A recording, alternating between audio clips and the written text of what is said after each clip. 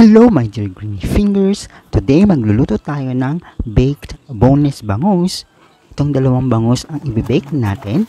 Maglalagay lang tayo ng dahon ng saging sa pan for additional aroma at hindi na natin kailangan gumamit ng cooking oil.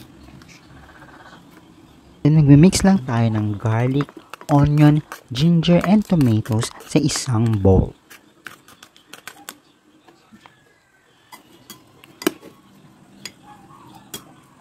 Tapos, lagyan lang natin ng salt and pepper yung bangus, tsaka natin ilalagay ang ating tomato mixture. Kaya dalawang ating ibibake para yung isa is less salt at walang cheese and basil. Gusto kasi ni tatay na matabang ang kanyang bangus. So, yung unang bangus, lalagyan lang natin ng fresh basil and cheese. Gagamit lang tayo ng naka-slice na cheese kasi ito lang available natin sa kitchen. Pero kung meron kayong quick melt cheese, mas mainam. So, ito naman yung second bangus na less salt.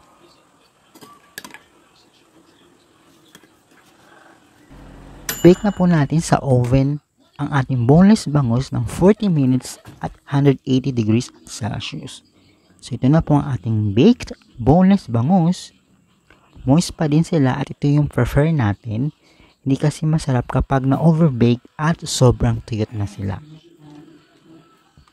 Napakasarap at ang bango dahil sa aroma ng sweet basil and cheese. Ang sarap papakin.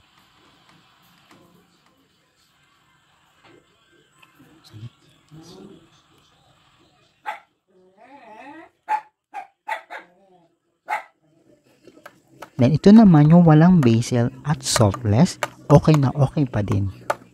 Maglagay lang tayo sa plate para matikman na ni tatay ang kanyang ulam.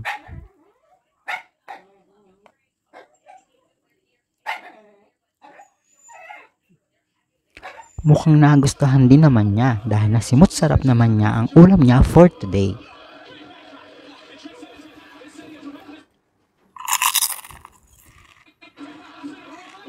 Kaya try nyo na din mag-bake ng boneless bangus. Thank you for watching. Please like and share this video at mag-subscribe na po sa ating YouTube channel. Paki-like and follow na din po ang ating Facebook page. Stay safe and stay healthy my dear green fingers.